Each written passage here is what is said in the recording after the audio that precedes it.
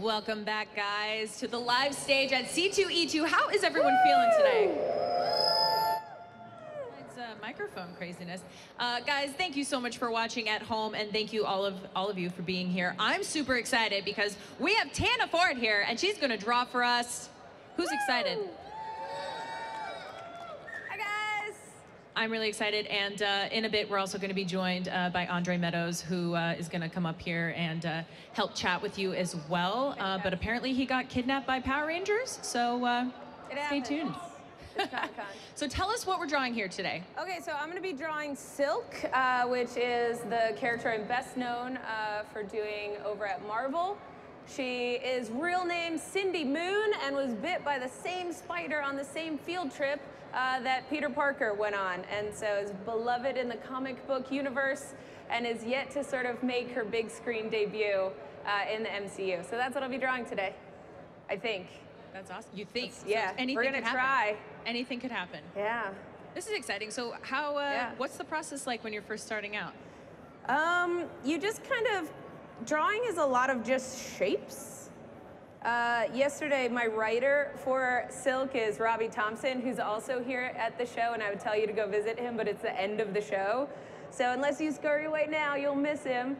But he did his first ever Silk drawing on a friend of our, like a Silk Squatters cover, and it is so adorable and bad. Like, it's just sort of, it's like adorable, but anybody can draw. Just start with shapes. I can't draw. Even if I started with shapes. You could totally draw. Seriously, I have zero artistic ability. That's why I am so fascinated by this. So, okay, so just describe this process though, because I'm seeing shapes, but I'm not understanding said shapes. So Cindy Moon, I'm gonna do her head and shoulders and her iconic logo from her suit. And so I'm just like laying in where her head is gonna be, and you know, I'll do the short hair version of Silk. There's a moment in the comic where Black Cat, I think, is dangling her by her hair from the top of a building and is like, yeah, I got you. And she's like, no, you don't. One of her powers is shooting webs out of her fingertips, which is awesome, and makes her, I mean, it's not a competition, but it's cooler than Peter Parker's thing. And if you know the spider universe at all, you know that if you get bit by a radioactive spider, the radiation interacts with your own DNA, and so your powers are specific to you as a person. So like Miles, when he gets scared and wants to be invisible, can go invisible. He can do a venom bite. Peter's got proportional strength and speed of a spider, but canonically, Cindy Moon is both faster and stronger than him. But anyway, so she makes her hand into claws like knives and cuts her own hair off, and it's this super baller moment in the story. So I like short hair Silk. That's awesome. What is it about Silk that really resonates with you? So she's a strong female character, right? Yeah. For a long time at Marvel, there were only like 8, I want to say there was 8, but I'm not exactly sure, solo female titles. And until America Chavez, the lesbian raised by lesbians, got her own series, Silk was the only woman of color to have her own series, which is hugely important for kids that have never felt seen in a comic book. And so I freaking love her. So let's see. Let's do our thing. This is so fascinating to me. When did you first learn that you had this ability to draw? I sort of always have drawn. You know, it's the kind of thing that you kind of do your whole life. I think kids specifically draw from an early age. Like, all kids have like crayons and they make a mess, right? And then everybody sort of stops at a certain age, and so your skill level stays at like 3rd grade or wherever you stopped. But if you kept going, you'd get better. That's how becoming better at things works. So how do you turn that talent into a career? Oh, there are many ways into comics, and mine is like an unrepeatable event. Yeah, there's a wonderful man and Batman artist named Sean Murphy. He's doing Batman the White Knight right now, and his art is phenomenal. But a couple of years ago, him and his wife opened up their house in Maine to 5 artists to come and live with them and do something he called the Murphy Apprenticeship Program, where he would teach us how to make comic books. And at that time, I had already self-published an award-winning lesbian comic book series named Duck that you can get on my website, tanaford.com. And so like I had done some comics work, but not for mainstream stuff. And he gave us a sort of like peel back the curtain and see how the industry works. And he's super talented, so he was like, this is how you make perspective work. And so, you know, then he only did it one time. So you can't copy me, guys. I'm so sorry. What sort of advice do you have for artists who really want to get into comics? Make a thing. Like, you know, everybody starts from a place where you're not an expert and you don't know how to do the thing. If you're a writer, an artist, a sculptor, if you want to learn how to custom paint cars or whatever, just do the thing. Do your research, figure it out, do the best you can. Watch videos on the internet, yeah?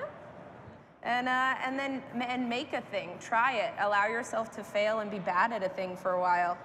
It's like if you're a garage band, right? Like, you sound terrible until you don't, until you get it. So. I don't think there's any hope for me, though. In drawing or in music bands? Drawing. Definitely drawing. So what's your thing? If it's not going to be drawing and it's not going to be like slashing a guitar, what is your thing? Yeah, I cannot play a guitar. That's a good question. I have a lot of things. I have many skills. Yeah? Come on. Do a little flex. Like, what's your thing? No. Wow, that's amazing. It's hard to be on the spot, isn't it? Oh, yeah. I wasn't talking wow about me. I was talking wow because these eyes are just incredible here. Thank you.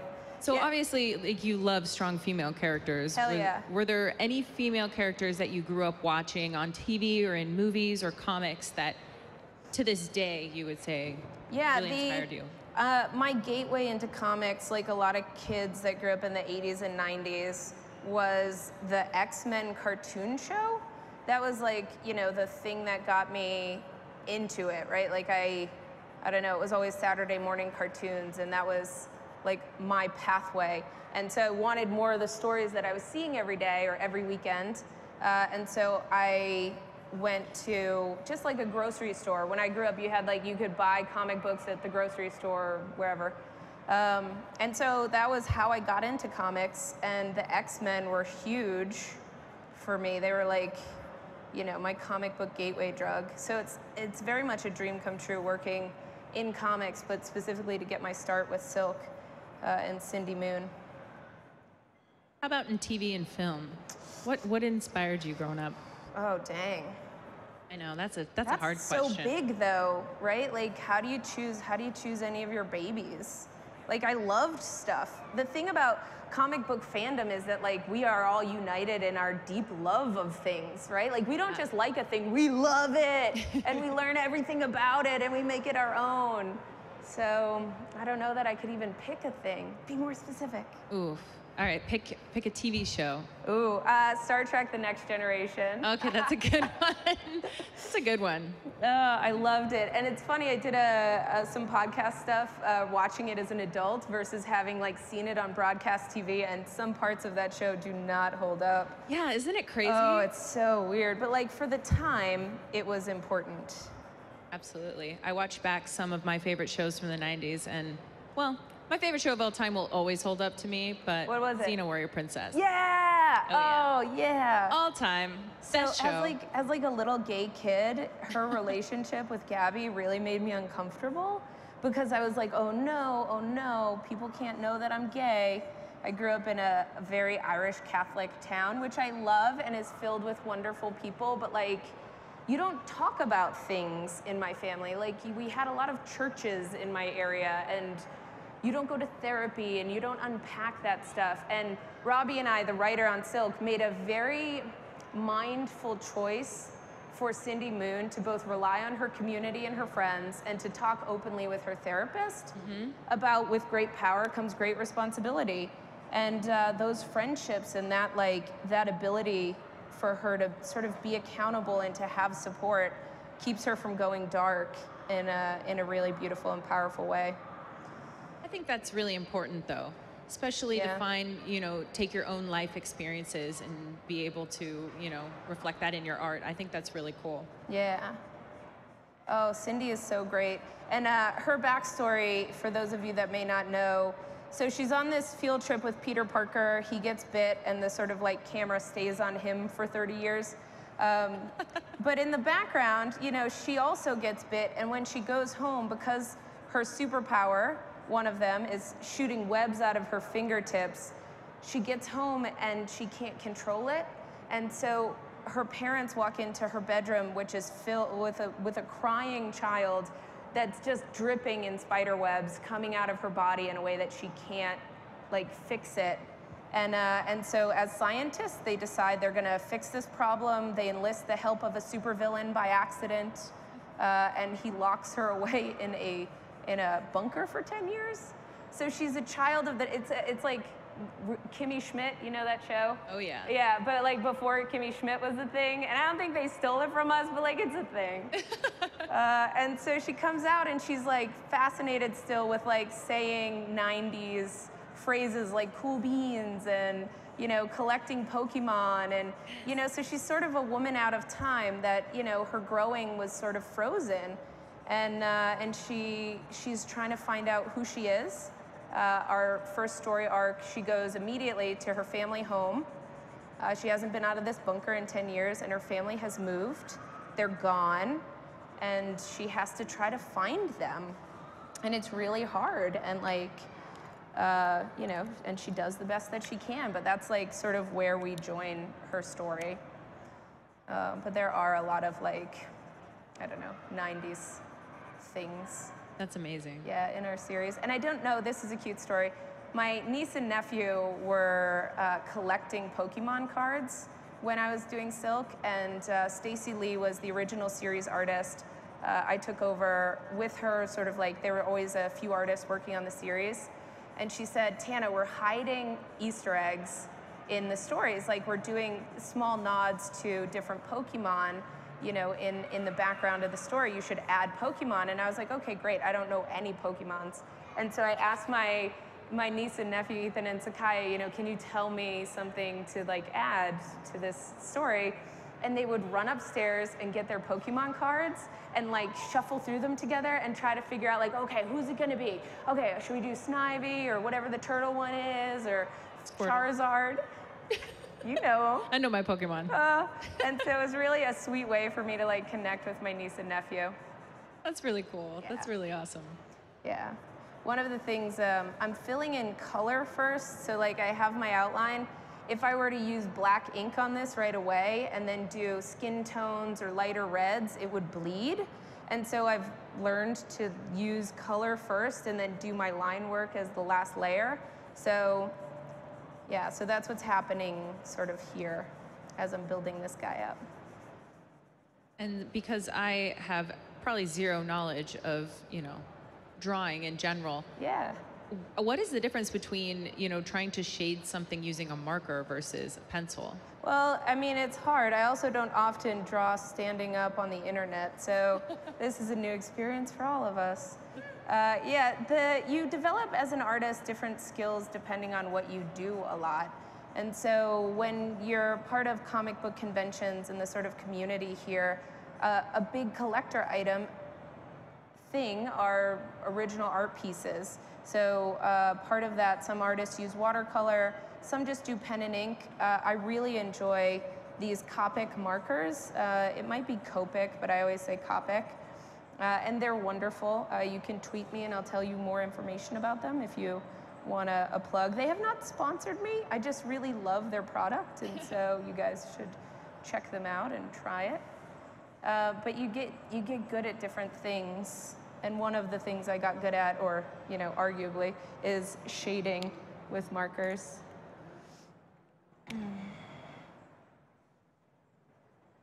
How many people have you seen do live drawings? Is this a couple, mostly here at SYFY on the live stage. And it's always so impressive to me because one, you're on the spot. Yeah. And two, it's live. Yes. And I've 3, you noticed. also have to talk while you do it. Yeah, you know? that can be a trick. One of the cool things about these markers, I don't think I'll be able to like get good results here, is that you can layer them. You can see like as I'm doing this, it's the color is sort of changing and reacting. So as you learn your tool, you can get really good effects shading. Let's see, what else have I got? And you build up your skin tones, and you can build up your different layers for your hero. Besides Silk, do you have a favorite character to draw?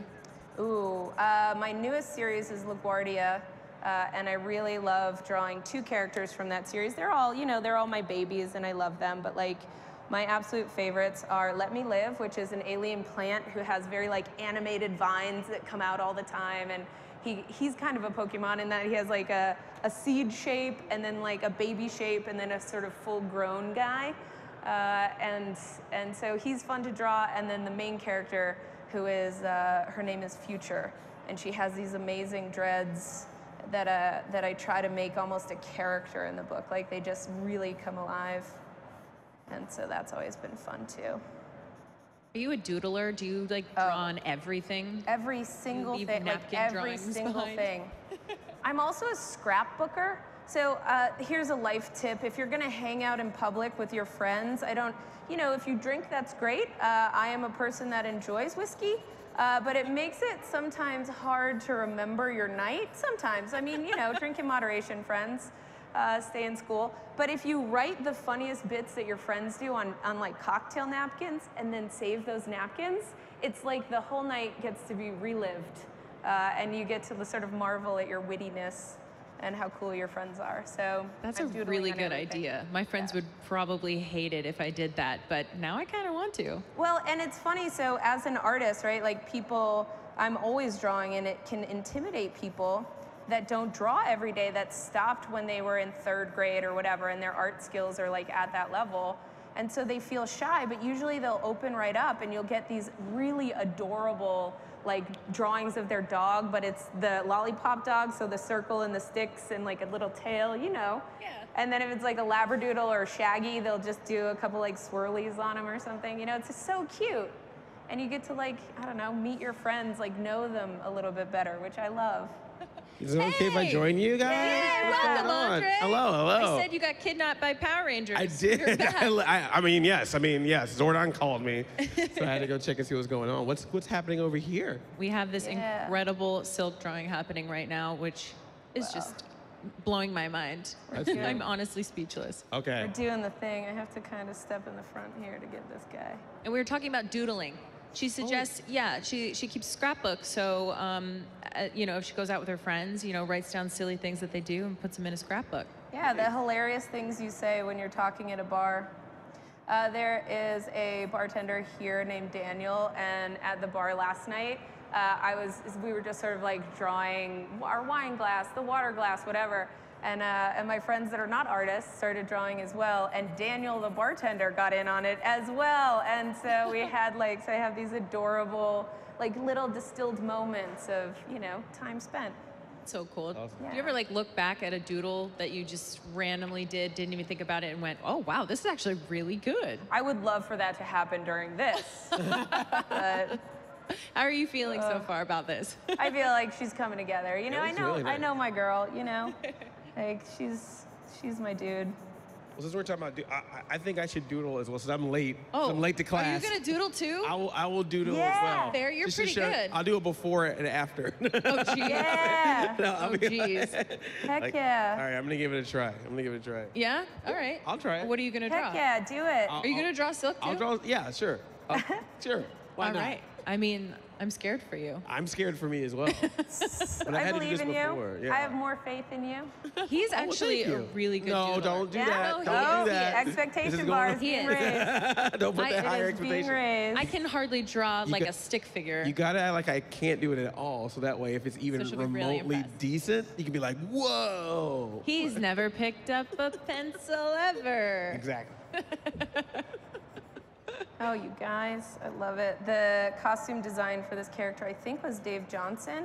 And she has a very iconic look.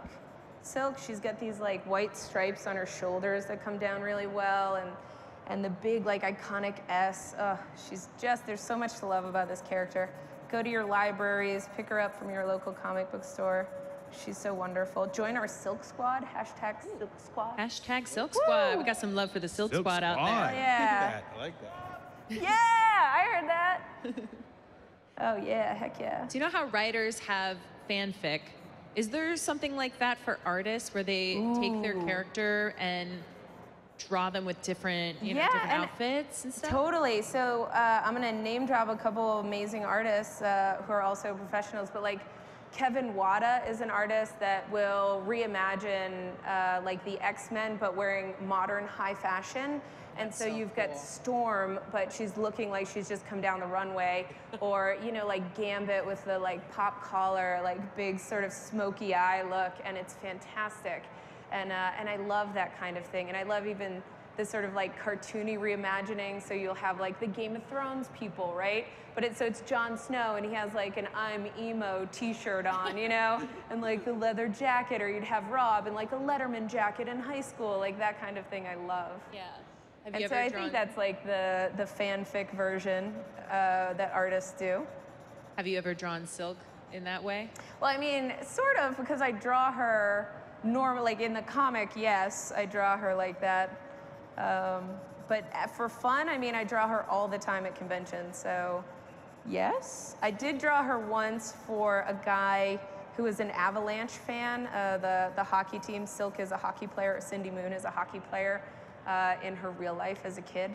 And so he was like, my favorite team is the Avalanche, and so would you do it? I think that's a team. Arizona, maybe? I don't know hockey very much. Go Bruins! And so, yeah. Oh, got some booze. Whoops. Oh, yeah, Boston forever. Yeah, so I drew an Avalanche goalie because he was a goalie, so I did like, his fanfic version. But definitely on the hockey puck, I put the Bruins logo because I'm gonna do me, you guys. Like, I'm gonna do me. So.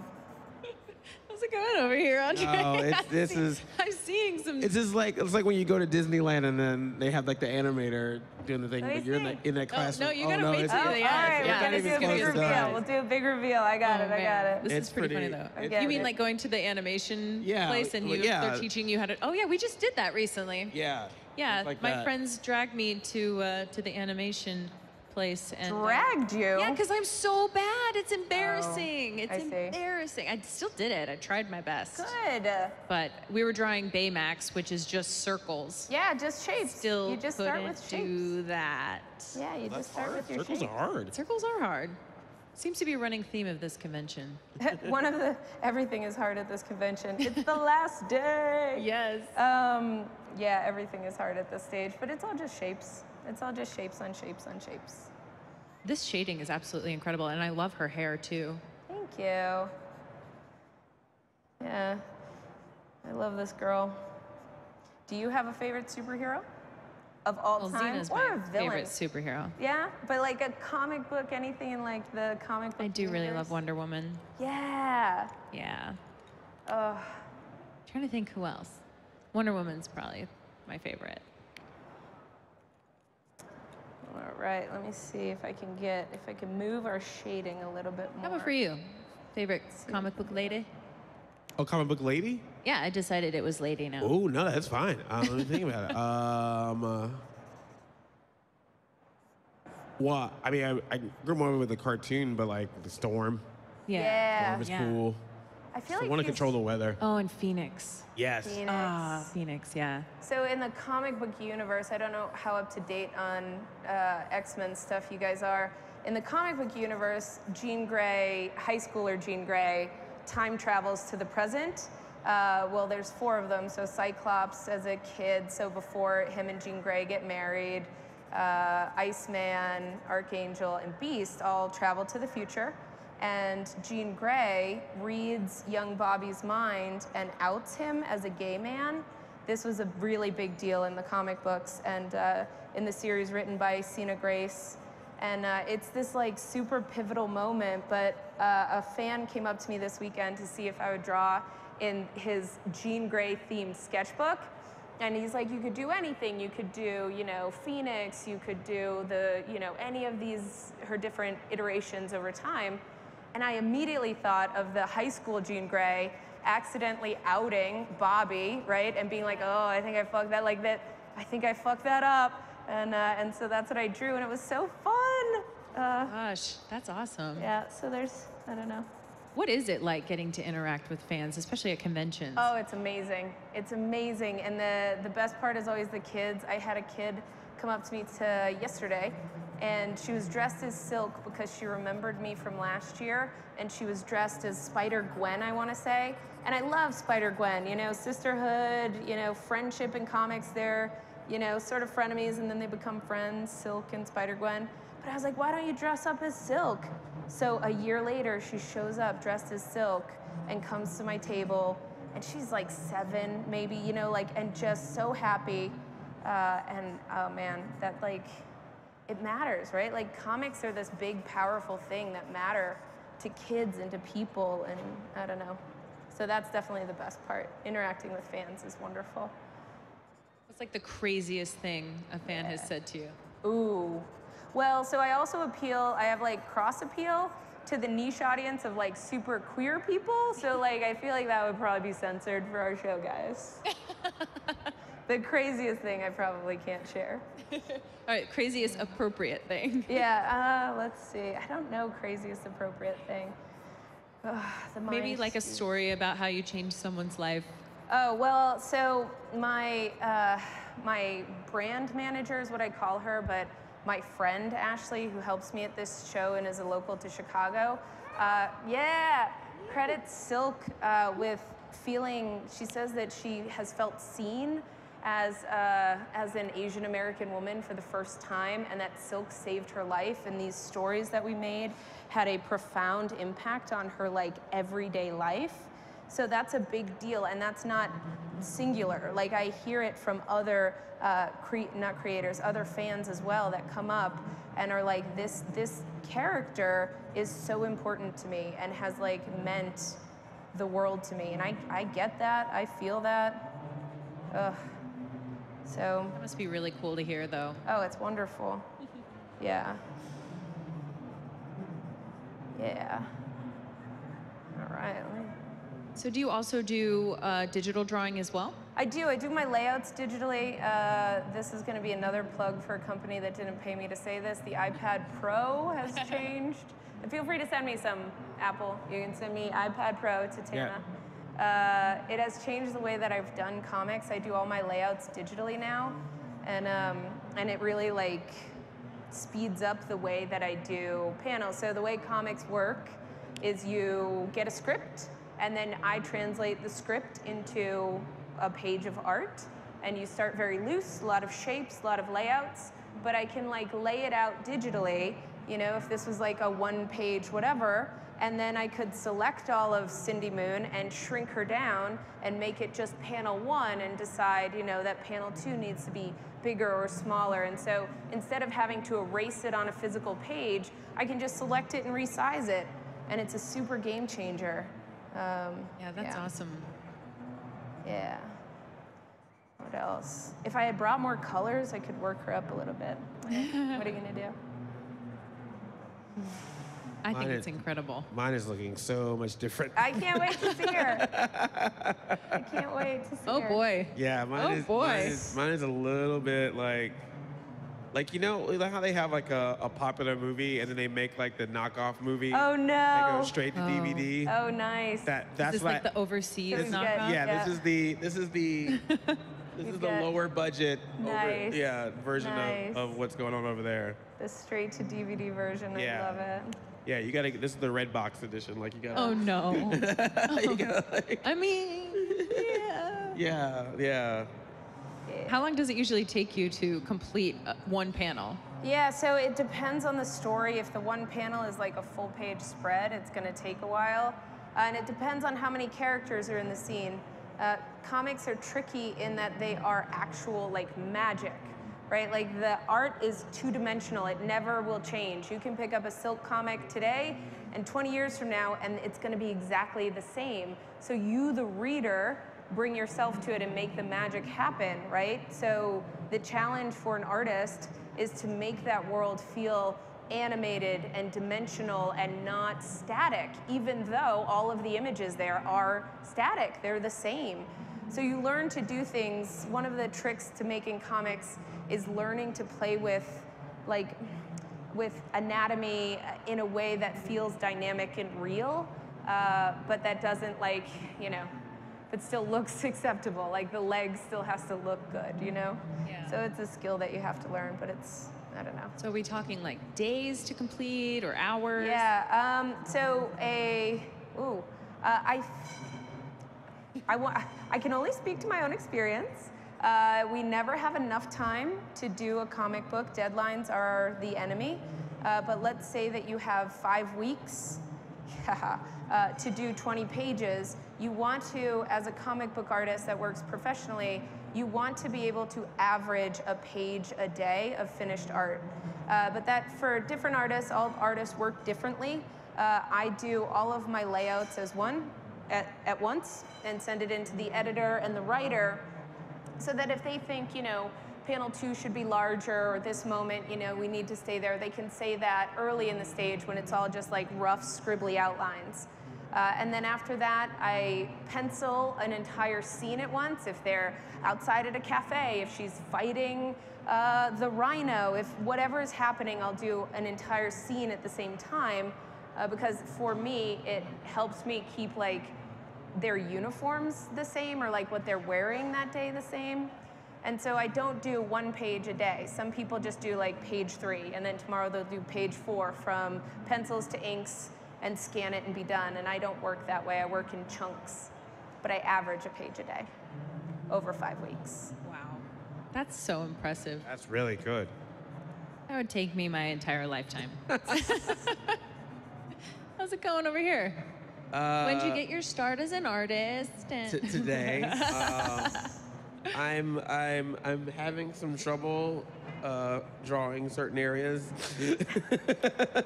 I have colors over here if you want to add some color. That's not going to help. I Get appreciate a little pop of color in there. That's very kind of you. I'll grab a little bit of red if I can. Yeah. But I don't know how much of a difference it's going to make. Heck yeah, there's a red.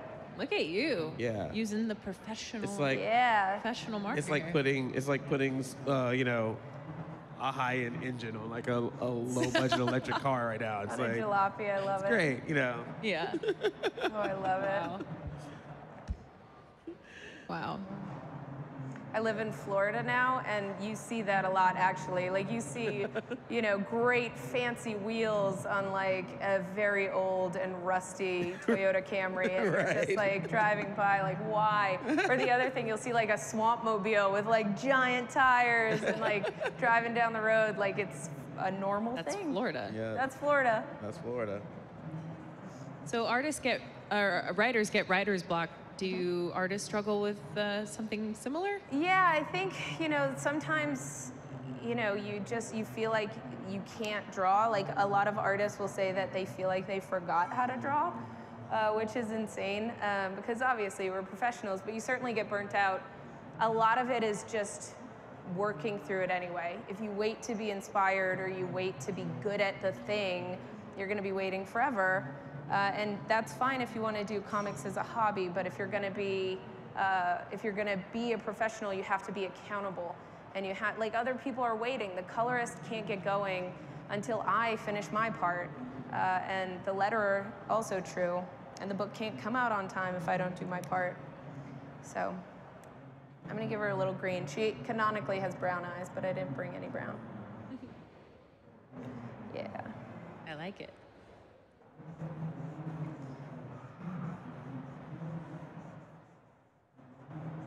Wow. So did you see Into the Spider-Verse? Oh yeah, I just came from a panel where we talked about how important and wonderful Into the Spider-Verse was, in a sort of redefining the Marvel Cinematic Universe way, and sort of fangirled about it a bit. But it's so important, and I see some faces in the audience over there. Yeah. Long live Spider-Man. Yeah, and how sort of important that movie was. It's also critically important. vote that Cindy Moon makes it into the next one. They're talking about doing a trilogy. Tweet about how much you love this woman and let's get her in the movies. Yeah. Her story is a wonderful one, and she deserves to be up on the big screen, I think.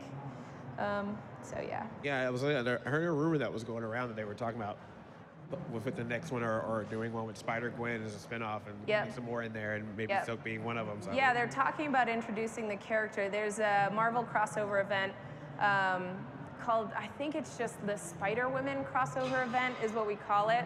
But 3 creative teams, it's sort of, they're doing the kind of thing in comics that the movie just did for movies and comics, where they're mashing up many creative voices into one thing. Nice. So, Jason Latour and Robbie Rodriguez's Spider-Gwen teamed up with my run on Silk, me and Robbie, and then Dennis Hopeless and the Spider-Woman office all came together and told a story featuring these 3 main Spider-Women, Jessica Drew, who is Spider-Woman, Spider-Gwen from her other universe, and Cindy Moon, and Jessica Drew, who's like the original Spider-Woman, kind of mentors them. So you get this great story about female friendships and mentorships, and there's Cindy and Gwen for a little while are kind of frenemies. So check that out. I'm hoping they use it as source material for the movies. Maybe they will. Yeah. If you could see her crossover with any other comic book character, what would you like to see? Her with Kamala Khan, with Ms. Marvel for sure. I think that, while their stories are very different, I think that there is a sort of like simpatico nature between their 2 characters. I'd love to see that. And then also, as an out lesbian, I want to see America Chavez team up with everybody. Like, she punches star-shaped holes in the universe. She's amazing. Let me draw that, Marvel. So those are my picks. Those are my personal picks. I also do this thing, so Black Cat features prominently in my run on Silk, and Black Cat is canonically bisexual. I think that that's true, guys. I don't think it's just a headcanon. And every time that she would talk with Cindy, and they would be like this close, I would always be like, just kiss. Like I'm drawing, and I'm like, just kiss, just kiss, just kiss. But no, but alas. Alas. Yeah. I'm still waiting. So if you could go back in time and give yourself advice back when you were first starting out, yeah. What do you think is the one thing you'd tell yourself?